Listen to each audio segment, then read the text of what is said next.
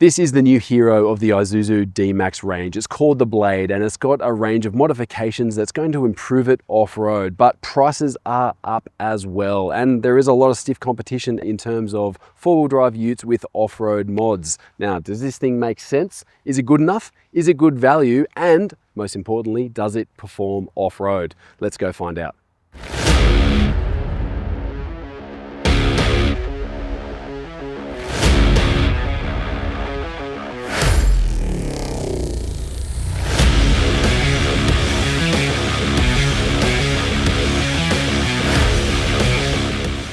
In terms of exterior appearance, you'll pick out this D-Max Blade in traffic, I think, mostly because you've got a different grille treatment up front here. It does look a little bit different. You've also got a nice metallic white paint on this model we've got here and some stickers around the place just to change the aesthetic a little bit.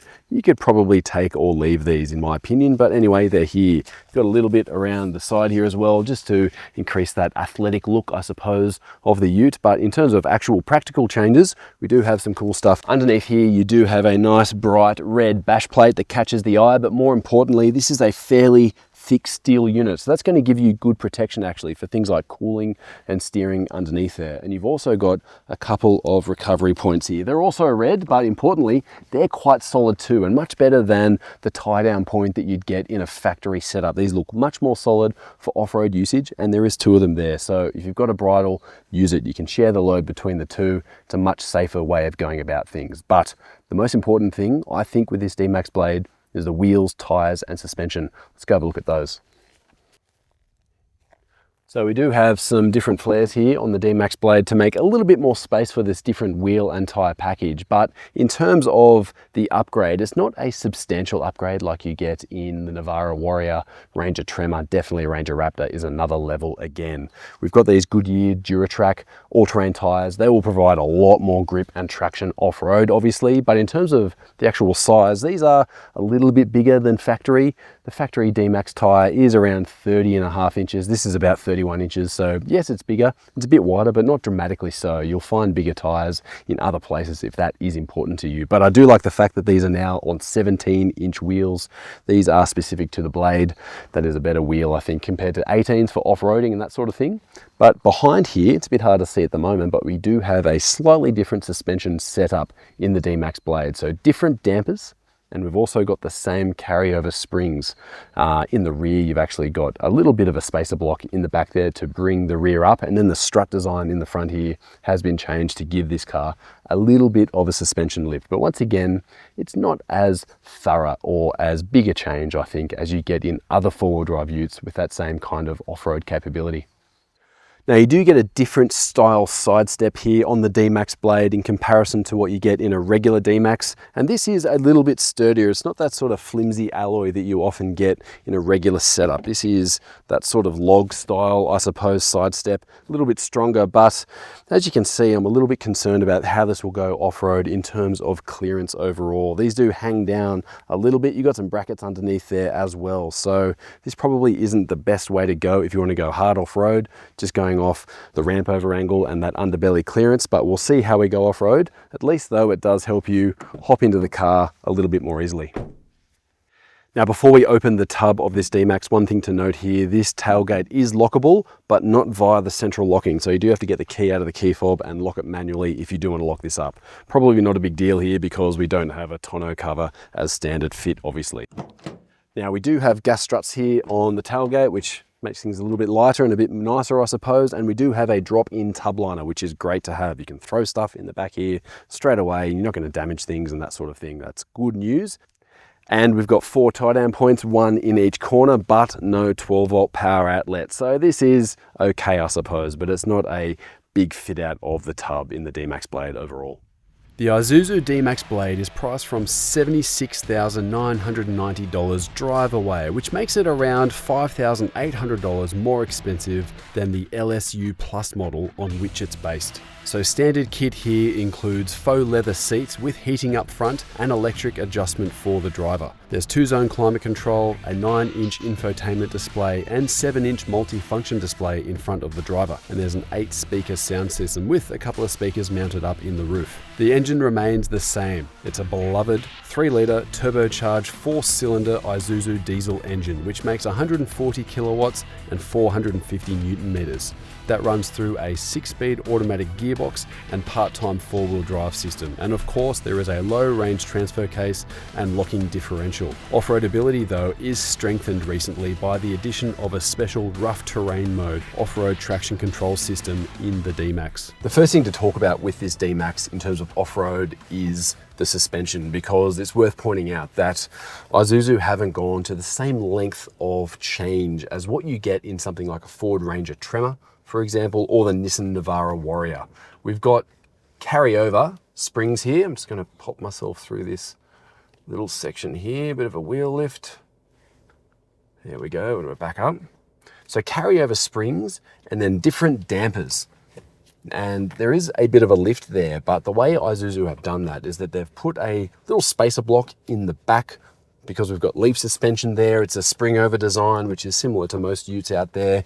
They've put a little spacer block which lifts the body up relative to the static height of the suspension. But because this is a live axle rear as well, obviously, that doesn't really lift that off the ground as much. Now up front, you've got different struts. These are actually Monroe twin tube dampers all round, similar to what you get from the aftermarket.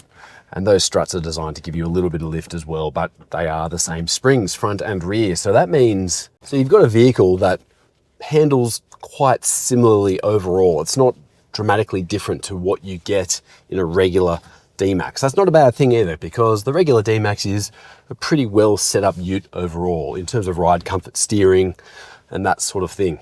Off-road, it is a bit better, I think, just because you've got a little bit more clearance there. You haven't got huge amounts of articulation available through this suspension. It's still tuned for mostly load carrying and that sort of thing. And we know from experience that the D-Max is quite good in that regard. So when you get to do some off-roading like what we've got here, thankfully we've got some traction control options here. Now this is the next thing to talk about. We've got a locking rear differential. I'm going to turn that on, but there's another button higher up called rough terrain mode. I'm going to turn that on. And the key thing here is that you can use both of these at the same time. So turn up here, a little bit of throttle, let traction control go, and then up we pop. Now that's good. That's actually really good, because in comparison to a Toyota Hilux, you've got a really good off-road traction control system there. But when you turn the rear diff lock on, that traction control gets disabled. So you've got a locked rear, but you've got an open front. So it's kind of one step forward, one step back almost. In this case, I can lock that rear diff and I could feel just then the front is still getting controlled a little bit by a traction control system.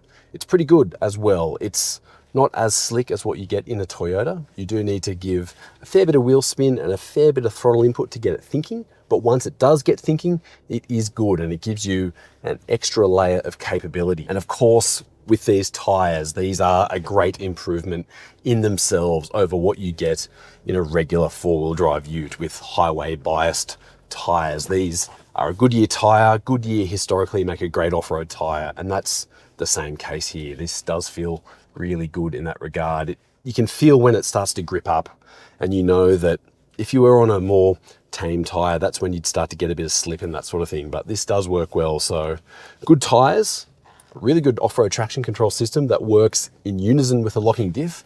That is the key as to why this ute does actually perform quite well off-road. One negative with this car in comparison to the competition, probably heard that little hit there just then, it's clearance. It's just not as lifted. It doesn't have as good clearance as others in the segment. You haven't got a dramatically bigger tire and you haven't got a dramatically bigger lift either. So we've found this car, it's doing okay, but the big weakness for me are these side steps in terms of off-road capability. They stick out a little bit, they stick down a little bit low, and when you look at them, the bracket underneath sort of sits proud, and it's designed in a way that's really, well, it just hangs up on rocks and gets caught on things as well. And that's happened a bit today as we've tried to get our way up some rutted climbs and that sort of thing. There's enough traction control to do it there, and there's enough grip in the tires, But if you had a nice slider here that was able to slide and give you a bit more clearance off-road, you'd be in a much better position overall, I think. But I suppose on the flip side, these are a little bit better for getting into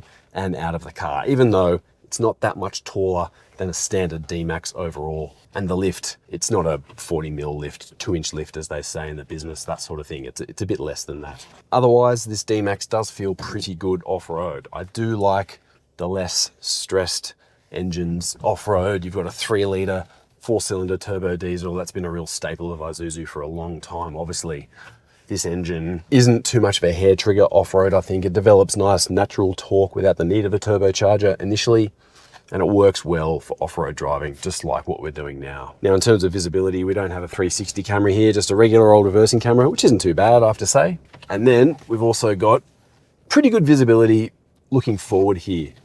You can get a good idea of where the corners of the vehicle are. Now, there are times here when I'm pretty sure that a regular D-Max would be starting to have trouble in terms of just developing enough traction and having enough clearance. This still isn't as good as others out there, definitely, but it is an improvement, so we can tick that box definitely. And the good thing there on the flip side is that it doesn't really come at a major expense of on-road comfort and refinement. This is, for the most part, a regular D-Max to drive around town, which is, cliff notes, probably not the best in the segment, but it's quite good, quite tidy. I would put this in the top 3 or 4 of four-wheel drive utes for general livability, comfort, refinement, space, that sort of thing. And of course, this D-Max does retain a 3.5 ton towing capacity and a good payload. You're looking at a payload of around 950 kilos, which is quite solid. Now, that's a little bit lower than what you'd get in a regular D-Max LSU, and that's because this vehicle is going to be heavier. You've got heavier wheels and tires. You've also got some more side steps there, a couple of additions around the place and that sort of thing, but it's not a dramatic difference either. So all in all, off-road capability, I reckon this D-Max is pretty good. I would be considering maybe some further modifications to the suspension if you've got the budget to do so, even though in standard form it's not too bad, but I would definitely be spending money on swapping these side steps out for something like a proper slider with a nice tucked in design, nice and solid. Might still give you a bit of help hopping into the cabin or when you're picking up grandma and that sort of thing. It's not too bad still, but it will give you a lot more clearance and better protection, and it won't get hung up as much off-road, which I think is really important. I can climb nice and slowly with a locked rear diff, and then that front just gets nibbled on by the computers a little bit. There we go. It's pretty good, actually. I do like this car. This is the interior of the D-Max Blade, and if you're familiar with the D-Max overall, there isn't a whole lot of change going on here. We do have some embroidered headrests here with Blade across there, so you don't forget that you bought the top spec model, of course, but otherwise this is mostly par for the course, although we do get some important upgrades for the D-Max, which I think is really important for this, keeping up with the Joneses, I think, in terms of other utes in the segment. Firstly, infotainment. We've got a new infotainment display here. This has a new operating system, which is really good. I do like it. It's an improvement over what there used to be, absolutely.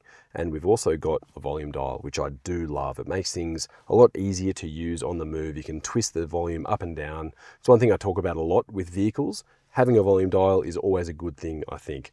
Now, in terms of features, you've got wireless Apple CarPlay, wireless Android Auto, you've got digital radio and all of that sort of thing there, so you're pretty well covered. And then in terms of power outlets, you've got 2 USB-C power outlets further down, plus a 12 volt, bit of room to store your stuff there, 2 cup holders, mostly regular things here. But you do get double glove boxes, which I do like in this D-Max. Pretty handy for storing your stuff, and of course 2 pop-out cup holders up on the dash. So you've got a bit more flexibility here, I think, overall. Don't forget this little storage nook up on top here. I'm not sure what you'd use that for, actually. Maybe your wallet, keep it out of sight, something like that. I'm not 100%, but it's there. You can use it for whatever you need. So this D-Max interior, it's probably not the last word in terms of materials and that sort of thing. It's all fairly hard plastics. This is a four-wheel drive ute, don't forget, so we don't want to get too hung up on that sort of stuff here, but it's comfortable, it's practical, and I think it's pretty well serviced, I think, for technology in the current day. Well, we're back out of the bush, nearly, and we're on our way back home, and it's time to wrap up this D-Max Blade. I think this is a vehicle that it doesn't have the same amount of firepower in terms of modifications and changes that you get with other utes that are styled like this one, but it's not necessarily a negative thing overall. The D-Max as a base vehicle is a really solid option, and it is a favorite in this segment. And this holds on to a lot of those good things, and it just amps things up a little bit in terms of off-road capability, grip and suspension and that sort of thing. It doesn't go to the same level though as what you get with a Navara Warrior or a Ranger Tremor. So it doesn't really change things too much in terms of where this D-Max sits overall. Even though it is lacking a little bit in terms of clearance and the way these side steps are designed, I would be looking to change those personally. But this Isuzu D-Max, it's such a solid option. It's a really popular option in the ute segment as well, with that sense of dependability that you get from the Isuzu brand. And that will really stick out for a lot of people, I think. And just the fact that you get all of that solid feeling just amped up a little bit does make sense. Now, in terms of value overall, I can see where this makes sense for some buyers as well, but crunch the numbers yourself on whether you think this looks as good as it can, or if you can spend that money from the aftermarket yourself. Even though your warranty coverage may be a little bit more patchy, you might get a ute that you prefer more overall. But overall, this is still a very solid option. In terms of value for money for this blade, I think it does make sense and it will be appealing to some people, but you do have to really crunch the numbers on whether you prefer your own modifications from the aftermarket, wheels and tires that you like in particular. You can spend a bit of money and still be around the same value that you have here, although warranty coverage may not be just perfect and all of that sort of thing. But overall, this D-Max, still a really solid option. Even with this blade fit out, it is a good ute.